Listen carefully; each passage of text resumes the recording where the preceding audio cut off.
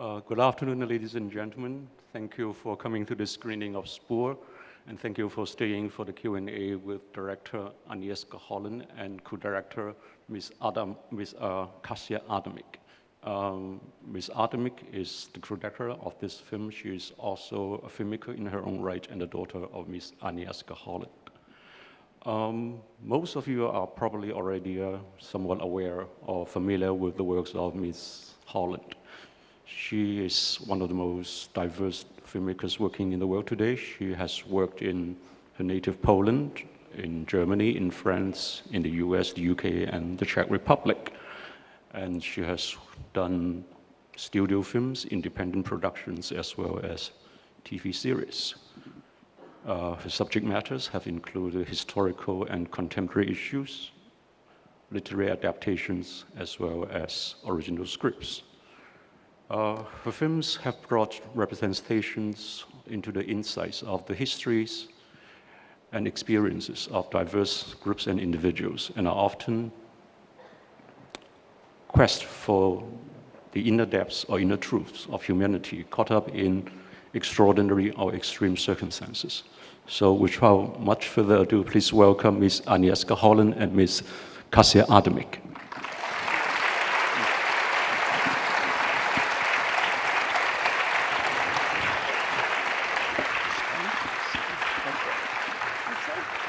Maybe ask it. Yes.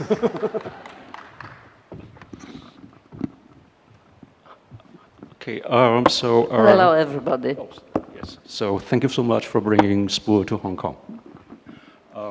The Q&A. So I will start ask a few questions to warm the house, and the discussion will be open to the floor. Okay. So the first question would be about the adaptation. The movie is adapted from Olga Tokarczuk. The novel, what's the novel? It was called Drove Your Plow Over the Bones of the Dead. Over the Bones of the Dead. You understand that I had to change the title. Yes. And so what makes you interested in the novel, and how was your collaboration with Olga on the script, who is also the screenwriter of the movie?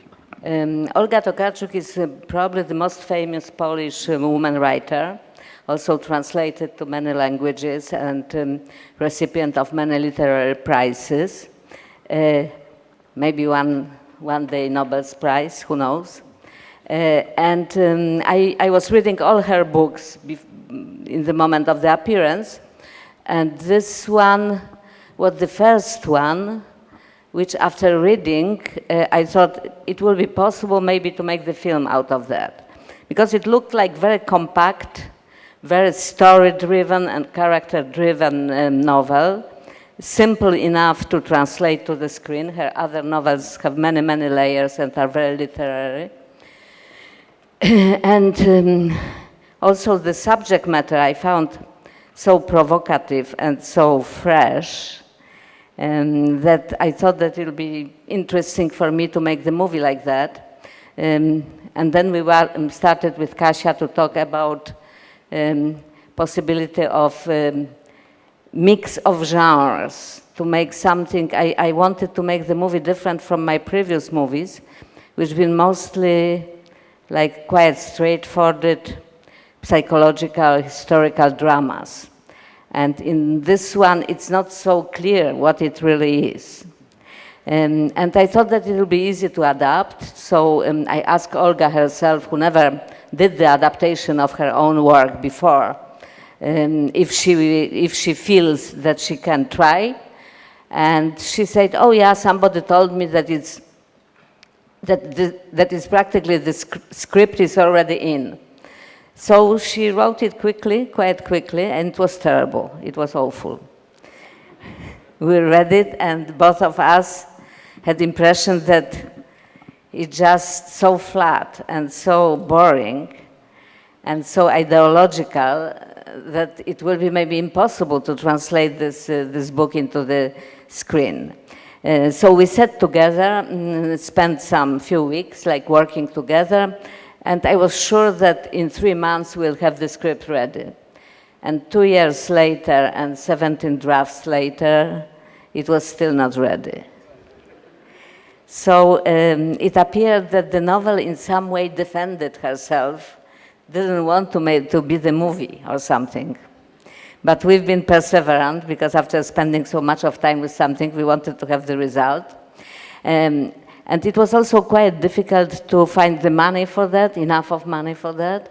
Because of exactly the financiers, when we've been coming to them with the script, they say, okay, but what it is? It is thriller? No, it's not really thriller. It is a comedy? Not really. Fairy tale? Drama? What it is? So I came with the explanation, which I think it's quite accurate, which was that it is anarchistic, feministic, ecological thriller with the elements of black comedy and fairy tale. So after the financiers said, and they gave some money, not maybe enough, but they gave some money. So, and after you can see the titles are so long because of all the financiers, There's a lot of financiers. Yeah, titles are long. Like for Star Wars, actually. Something like that, yeah. It was also the co-production of 5 countries. So everything took very long time. The writing of the script, the looking for money, shooting was very long because we covered 4 seasons. And post-production was very long because it was 5 countries and we need to do different elements in different countries. Okay. Now we are in Hong Kong. Thank you. The protagonist, Dushenko, she's a retired engineer, but at the same time she believes in astrology, and also she's a translator of Blake. So it seems a curious blend of rationality and mysticism. Like most of my female friends. Okay. So what I want to ask is this not uncommon for people of her generation? By generation, I mean that people who live under communism, seen its downfall, have been led to believe that there will be progress and democracy. And then with things happening in the past few years with the Law and Justice Department and massive rollback of women's rights and deforestation, there is some kind of an inner need to go beyond rationalism, to find some new connection for oneself and for other possibilities of action. Yeah, you're right. I think that for the generation of Europeans, not only actually post-communist countries, but also in other countries, but in post-communist countries for sure, it was some belief that the democracy and human rights and the social justice and the better future is something which has to come, and it is generation after '68. With a little hippie belief that we can decide how the world will be looking like, and that the nature and beauty and love is the important part of that, and that the weak people and the weak creatures, like animals, have the rights. In the same time, this illusion about the official politics, about the people who are leading the political regimes, and the illusion about official church, especially Catholic Church, among this generation was started to really grow. And I think that is a lot of anger. It's a lot of anger and feeling that we are not living the life we believe that is right one. And of course, that is not like openly political film, but I think underneath is some expression of this anger, which is growing. And a lot of populist politicians, which started to win several elections now in important countries like Trump in US, Erdogan, Kaczynski, Orban, etc., and maybe in France today, they think that the people who are angry, that is the people who doesn't like democracy, who are nationalistic, who are xenophobic, who doesn't want to accept the others, the difference. But in reality, I think even stronger anger is growing now in those who exactly are believing in the justice and human rights and animals' rights and ecology and all these things. And they try to create like the new religion. Well, because my generation has the same problem, but it's a lack of spirituality that you have to replace with something, right? You have to, obviously the Polish Catholic Church, for example, is very difficult for people who are a bit more open-minded and, socially aware, and because they're, very, very right-wing and they're not open to differentness, But we need to replace this lack of spirituality with something. And I think my generation and younger generation also feel it very strongly. So it is populist anger versus spiritual anger, right? Okay. Among all the characters in the film, I'm a little intrigued by the young man, the IT wizard, who has Dijó. Yes. He has only 80 items of worldly possession. And then Dushenko called him an active, curious loner. Okay, and I think in a lot of your films, okay, a lot of your protagonists are actually active, curious loner, because there are a lot of people who have to make serious, major moral decisions. And when they make those decisions, they are all very lonely and alone. No. Yeah, interesting. What do you think? Interesting. I think it's a question for you, though.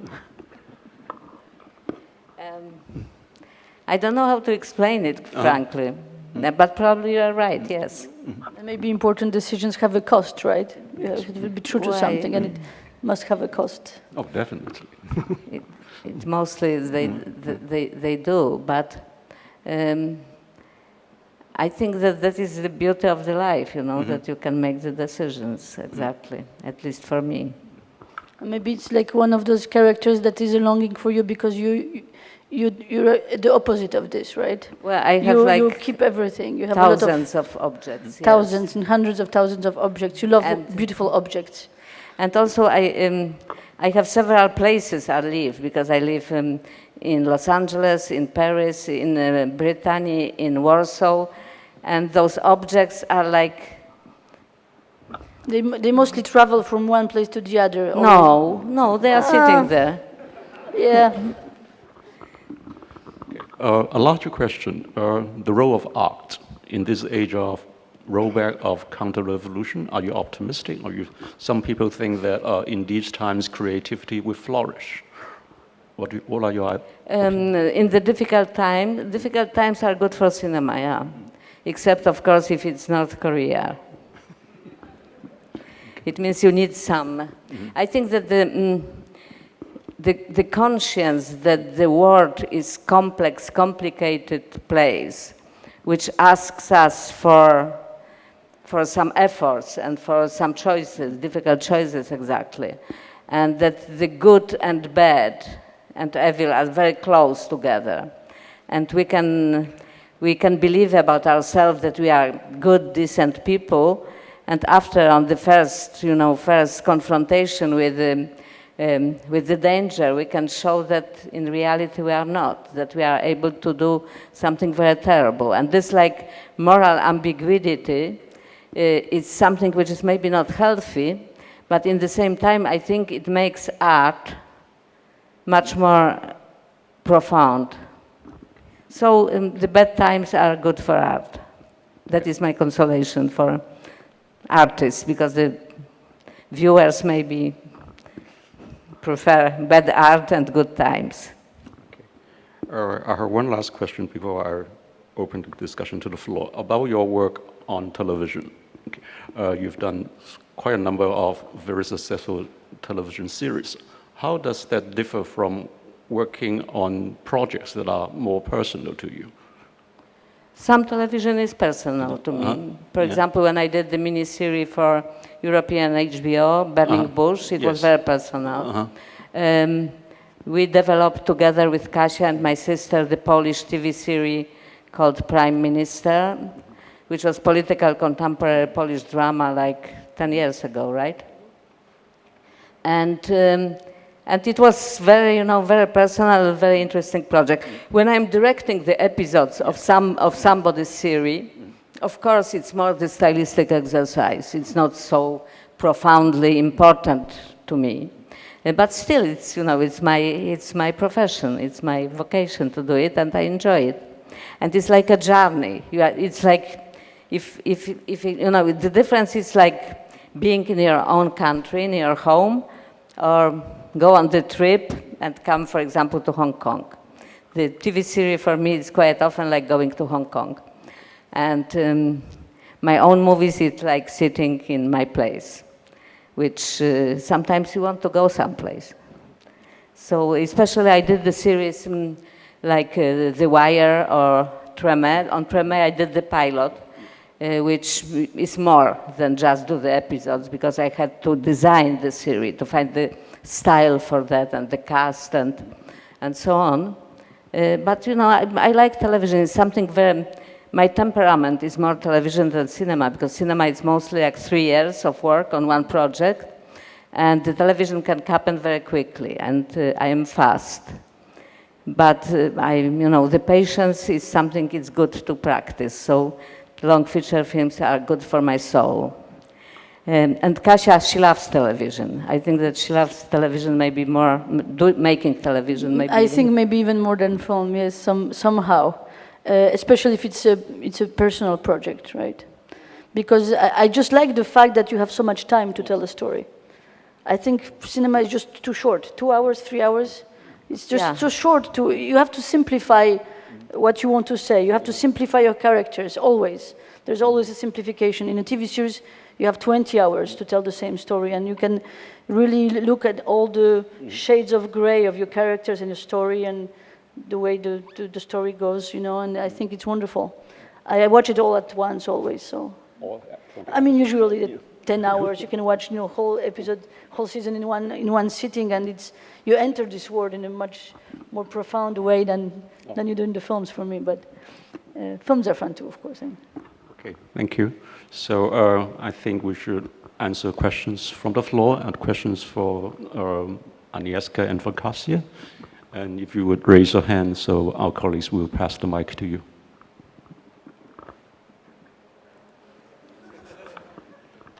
Thank you for me. I can't see any. Here. Okay. Thank you for making this powerful and provocative film. I have 2 questions. One is, what kind of soundtrack do you want for this film? Because I found this soundtrack quite interesting. The other question is, what was your experience of working as mother and daughter? Were there any difficulties, this kind of mixing of personal and professional relationships? Thanks. I will answer the soundtrack question. You will answer. I don't want to get in trouble. Well, be sincere to some extent. Now, soundtrack is. In this movie, it's always important, but in this movie, it's especially important because we had to create this like nature environment. So what speaks about the sound? It was Swedish sound master who designed it, and the music was composed by my regular composer, the regular composer of mine and Kasia's also last films, Antoni Komasawa-Zarkiewicz, who happens also be my nephew. So it's really a bit like family business in our case. But it's really great understanding between us, and he understands that every of my films needs different approach toward the music. That this film needed some kind of the new energy coming from the music, and on the beginning he started with something much more epic, grandiose, epic, like Wagnerian, and he was quite offended when I told him that he has to throw everything to the garbage, because I needed a little wild and a little primitive form of the musical energy. And then it's true, it's one of those experiences, I think, to find the right tone for the music took you very long, both of you. Much longer than on some of your other films. Yeah, but this film is different from my previous, exactly because you had to balance these different genres. The music had to unite it, but in the same time not unite it too much. So we experimented a lot with different pieces of music and different kind of music. And what you see is the result of our, pretty stormy collaboration, because sometimes we've been screaming at each other, not Kasia and me, but Anthony and myself. But still, he's one of those composers who you can scream with, and then he doesn't leave you stranded. He comes back, and he comes back with new ideas, and he's actually very open to collaboration, which is not the case of all the composers I know. Sometimes, they get very upset, and they don't want to make changes. And he's very much open to dialogue, right? So. Yes. He does also very different kind of music. He's very talented. He's from electronic, to exactly orchestra, symphonies and stuff. So. Yeah, on your last film, he did a very, very, very dark electronic music. Yeah, completely different from this one. Mm-hmm. And collaboration, you have to tell. Well, I think we actually work very well together. I don't want to praise, but. I learned everything I know about film from Agnieszka. She was my film school. I didn't go to film school. I studied, on set, working in the crew, and I started as a storyboard artist, and then second unit director, and then co-director. And I think it's a question of ego. I think if you're as a storyboard artist, I learned very, very quickly that you have to, give a lot of ideas, and usually. Nobody knows that they are your ideas because you're part of the process, but you're not part of the final film. So I don't have this kind of big ego that I need to be always right and I have to be the boss and I think that's why we can work well together. Also, we have a big understanding and I think trust into each other's decisions and. I frankly, being a director is really hard, and it's a very lonely place. And I'm just surprised that not everybody is co-directing things, because it's the most wonderful thing in the world. Because you can always have a bad day, and you have to have all these ideas and all these solutions and all this, energy all the time to push the film forward. And it's so nice to sometimes say, okay, you do this scene, and I can just, relax and think about something else. So that's a wonderful thing. Yeah, for me, it's it's a blessing to have Kasia's collaboration, and she's very generous. It means she's really a giver. And the ego problem is the most difficult problem for most of collaborations, but it's not between two of us, and I think that it's better between the women, because it's a little different relationship to the authorship. It means for me, more important is the project, the quality of that, how good it will be, the child, then my satisfaction that I was right. So this kind of dissatisfaction is not, it's secondary really.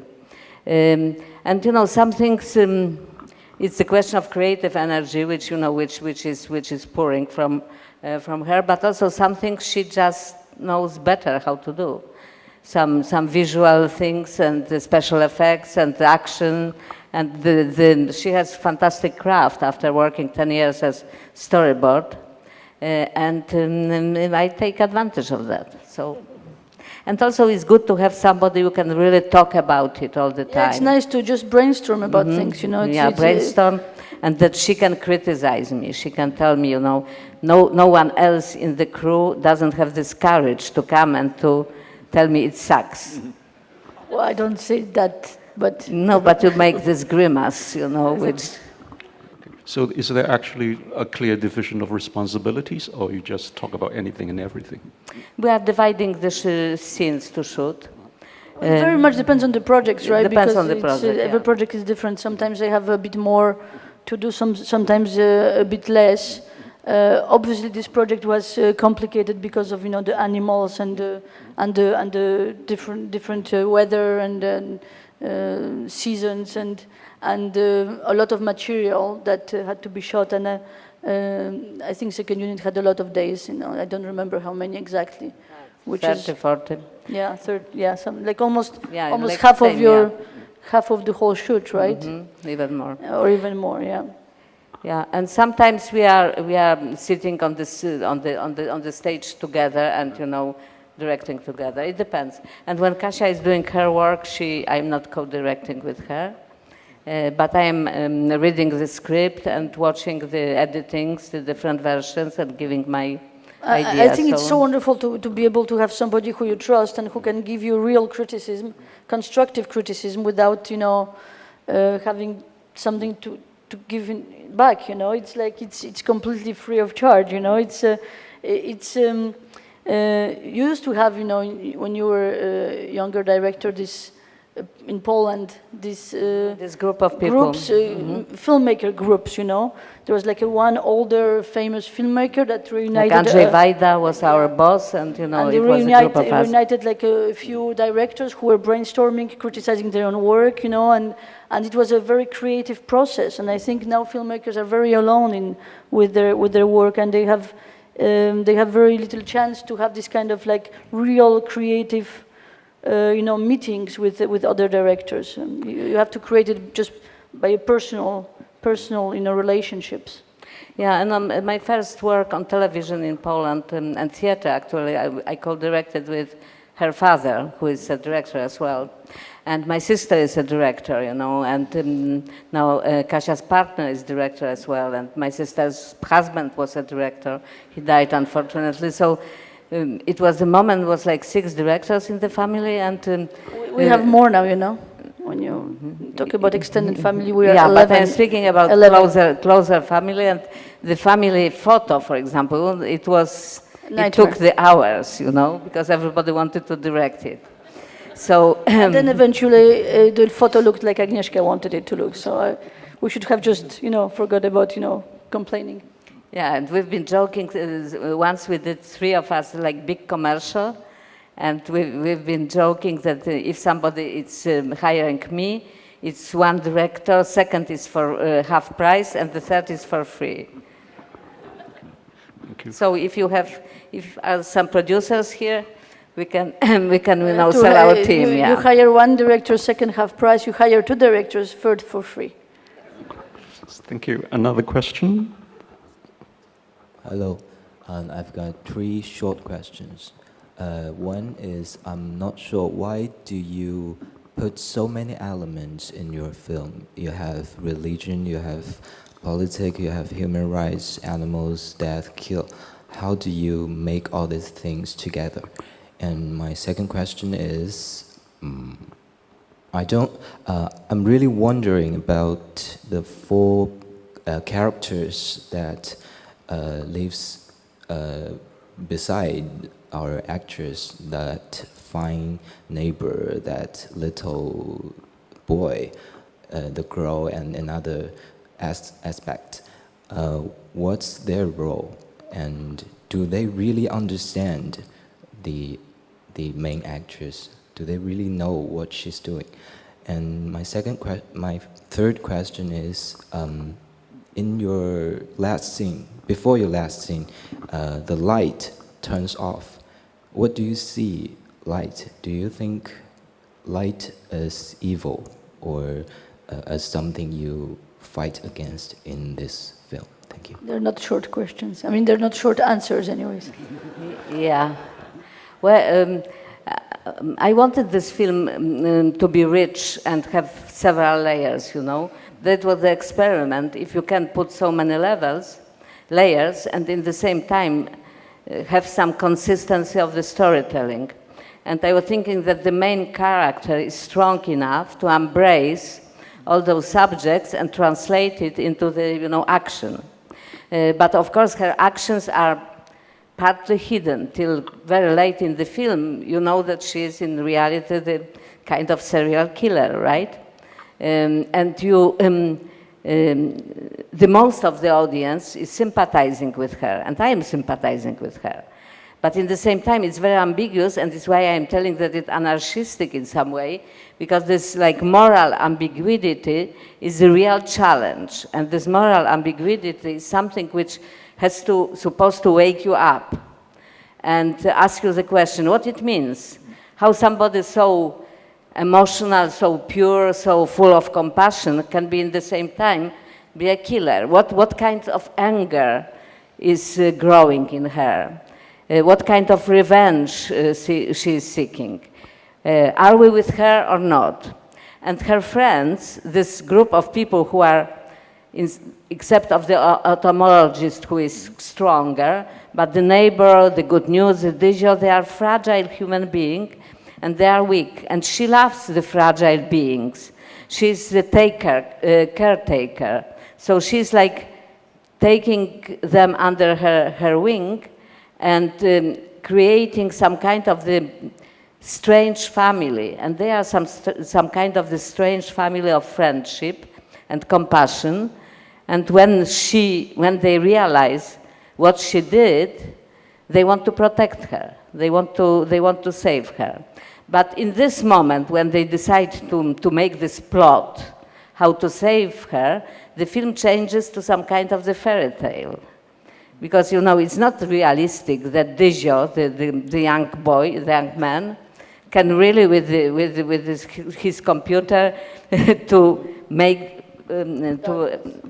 total darkness and make that it's magical, right? It's magical, It's magical. And what it means, darkness, maybe it means the dead. Maybe it just means the end of the story. Maybe it means that I am powerless and I don't know how to tell the story. But after the darkness comes the light. And that is my optimistic utopia, which shows alternative version of the life, some kind of the paradise, which we know is not possible, but still we can dream about it. Another question? That's over. Well, I would want to say thank you. I'm from Poland, and you made me homesick. Dzień dobry. Yes, I would like to say thank you for showing Poland in this beautiful light. And for people who live in Hong Kong, where space is very expensive and it's not easy to find this, just to go outside the house and being in the beautiful mountains. So I would like to say thank you for showing that. How long are you in Hong Kong for? We are leaving tomorrow. Okay, so my second question is there a chance to take you out for dinner or drinks, or to pick your brain a little bit more? I don't know. Well, I'm afraid that will be difficult, but we can talk after, All right. Okay. Thank you. But it was actually a very important part of the film for you, and we talked about it a lot, how to show this nature, how to show this place in Kotlina Kłodzka, which is a very specific place in Poland, with the mountains and the forests, and it's a pretty wild and beautiful region. So I'm glad you liked it, because it was long talks for us to make it happen. It costed us a lot of work and energy. And money. Yes. We have. Is there another question? Yes, over there. Yes, I have a question. I hope to listen to you talk a little bit more about the film's relation with religion, because the insect specialist, when he was approaching her, going into her bedroom. And the first question she asked him is, "What's your religion?" And so he answered he doesn't have. No, he answered, "Are you religious?" she asked, and he answered, "Yes, I'm atheist." So why is this the first question that would come to her for a man who is entering her bedroom? And secondly, I wish. I want to ask. Do you think people? Should we take justice in our own hand? Well, I cannot tell you in this way. It means I think we have to take the justice in our hands. It means to fight for the laws and the execution of the laws which will realize the justice. And open the justice not only for our inner circle, but for all people and animals on this planet, and for the planet itself. But I don't think that you have to kill somebody who you think is a bad guy. No, it's not like instrukcja użycia. Like a manual. It's not a manual about film, how to act. Goodness, I don't think you wanted this people film to kill. is kind of the moral fantasy, or immoral fantasy in some way, and some kind of the, provocation, exactly, the challenge. But it's not the manual telling that it's the best thing to do, If somebody is bad, you have to take the justice. It is a kind of the revenge story, But it's underneath is some kind of the fantasy. If I can compare the logic of this revenge story to some movies, it's more Tarantino than Westerns. It's more, some kind of the playful fantasy about how to resolve, the problems you cannot really resolve in the real life. But in the same time, I wanted to show the reality of this anger. And anger is, for me, one of the subjects of this film. And anger is something which reminds me of the fire. The fire can be very beautiful and very strong and can lead the space, but it can also burn the house. It means it depends how do you use it.